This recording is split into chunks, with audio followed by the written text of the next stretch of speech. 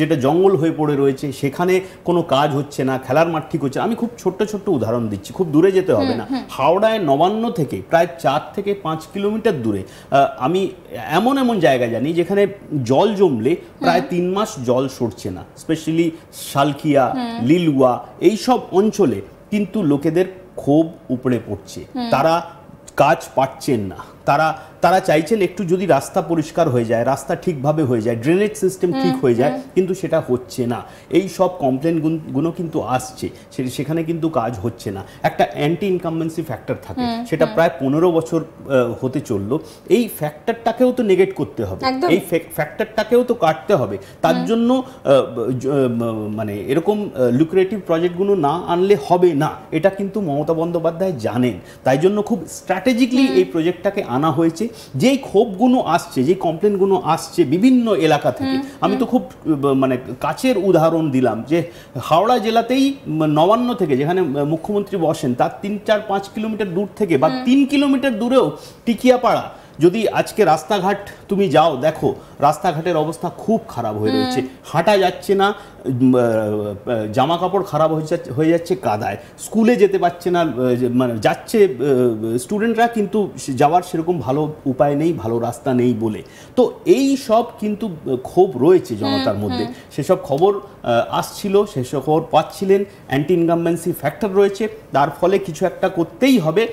যেই ক্ষোভগুলো আসছে সেটাকে তো নেগেট করতে হবে, সেটাকে মিটিয়ে তুলতে হবে। তার জন্য এই প্রজেক্টটা, এবার এই প্রজেক্টটা কতটা সাফল্য পায়, কতটা ভালোভাবে কাজ করতে পারে, এই যে ক্ষোভগুলো রয়েছে, এই যে কমপ্লেনগুলো রয়েছে, বিভিন্ন নানা রকম, উত্তর 24 পরগনা, দক্ষিণ 24 পরগনা, মেদিনীপুর, নানা জায়গা থেকে এই ছোট ছোট কাজ যেগুলো আটকে পড়ে রয়েছে, হচ্ছে না, সেই সব কতটা দ্রুত হয়, কতটা ভালো। যখন মেদিনীপুরের কথা বললে অনুভব, সেক্ষেত্রে দাঁড়িয়ে এই মুহূর্তে মেদিনীপুরের বড় জ্বলন্ত সমস্যা হচ্ছে ঘাটাল মাস্টার প্ল্যানটা না হওয়া। আমরা দেখেছিলাম দেব যখন সেখানে দাঁড়িয়েছিলেন পরিষ্কার বলেছিলেন যে তিনি ঘাটাল মাস্টার প্ল্যান করবেন, নাহলে রাজনীতি ছেড়ে দেবেন। ঘাটাল কিন্তু সেই ঘাটালেই রয়ে গিয়েছে এখনো পর্যন্ত। এইবারেও যখন বৃষ্টি হলো এখনো পর্যন্ত সেখানকার জল নামেনি, সেই ছবি আপনাদেরকে আমরা দেখিয়েছি। সেক্ষেত্রে দাঁড়িয়ে কোথাও এই নতুন প্রকল্প কি ঘাটালবাসীর ভেতরে যে ক্ষোভ, সেই ক্ষোভটা প্রশমিত করতে পারবে? কারণ দিলীপ ঘোষ তিনি কিন্তু এই মুহূর্তে ঘাটালটাকে সামনে রেখে রাজনীতি, আবার রাজনীতির ময়দানে মানে কটাক্ষর রাজনীতি, সেখানে কিন্তু আবার তিনি একদম সামনে সারিতে চলে এসেছেন। তিনি দেবকে বলছেন যে এইভাবে কি করে হতে পারে, মানে প্রতিশ্রুতি দিয়ে প্রতিশ্রুতি না রাখা। ঘাটালের সমস্যা কি সমাধান হতে পারে? দেখো, ঘাটালের সমস্যা তো চিরাচরিত সমস্যা আমরা দেখতে পাচ্ছি, কোনোটাই সমাধান হচ্ছে না। একটু বৃষ্টি, ঘাটালটাকে বুঝতে হবে, ঘাটালটা হলো কি একটু গর্তের মতো, পুরো গোটা এলাকাটা গর্তের মতো, চারিদিকে বৃষ্টি হলে জল চারিদিক দিকে ঘাটালের দিকে আসে। ঘাটালটা আমার মনে আছে লাস্ট ইয়ার বা তার আগের বছরও যখন বন্যা হয়েছিল, আমি গিয়েছিলাম ঘাটালে বন্যা কভার করতে। তো সেই পুরো ঘাটাল মাস্টার প্ল্যানটাকে যতক্ষণ না ওটাকে দ্রুতভাবে কাজ হবে, ওটাকে রেগুলেট করতে হবে, ইনিশিয়েট করতে হবে, ততক্ষণ পর্যন্ত কিন্তু ঘাটালে যে জলের সমস্যা সেটা সমাধান হবে না। এই প্রজেক্ট দিয়ে কিন্তু ঘাটালের সমস্যার সমাধান হবে না। এই প্রজেক্টটা হলো আমার পাড়া আমার সমাধান, মানে ছোট ছোট পাড়ায় যেসব সমস্যা রয়েছে, রাস্তাঘাট, স্কুল, মাঠ, এই সব ঠিকঠাকভাবে হচ্ছে কি হচ্ছে না, এটা কিন্তু খুব সামান্য সমস্যাগুলো, কিন্তু এই সমস্যাগুলোই কোনো একটা সরকারকে ফেলে দিতেও পারে। এটা কৌশিকও ভালোভাবে বলতে পারবে।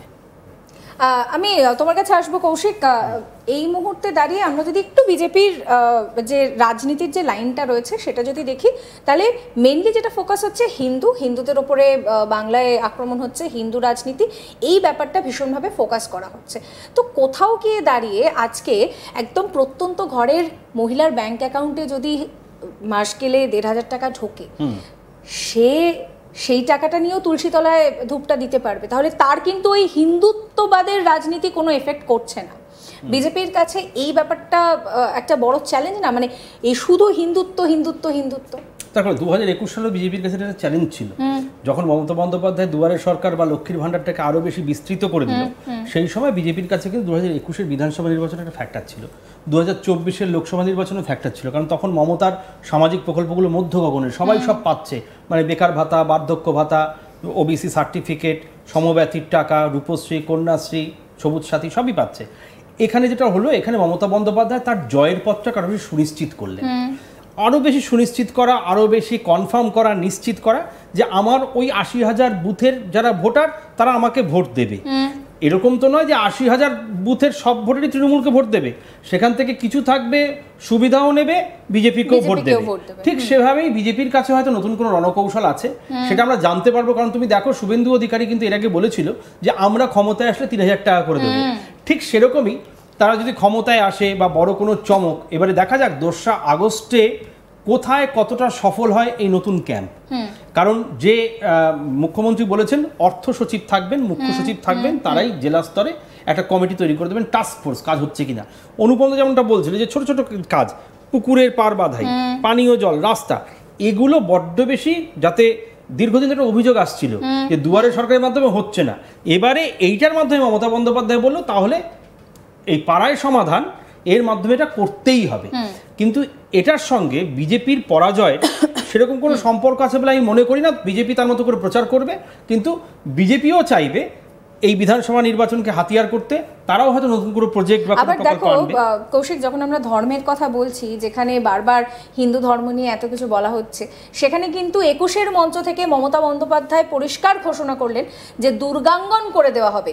দেবী দুর্গা বাঙালির কাছে আবেগ, মানে বাঙালির সবটা জুড়ে রয়েছে দেবী দুর্গা, সেক্ষেত্রে দাঁড়িয়ে দুর্গাঙ্গন করে দেওয়া হবে, সেই ঘোষণা তিনি যখন করছেন, তাহলে কোথাও তো বিজেপির যে স্ট্রোক, সেই স্ট্রোকটাকে মমতা বন্দ্যোপাধ্যায় ব্যালেন্স করে চলছে। হ্যাঁ, কারণ দেখো, চিরকাল ভারতবর্ষের রাজনীতিতে কিন্তু ধর্মের একটা প্রচলন ছিল। সেই বাবরি মসজিদ ধ্বংস থেকে শুরু করে যার মামলা সুপ্রিম কোর্টে এখনো চলছে।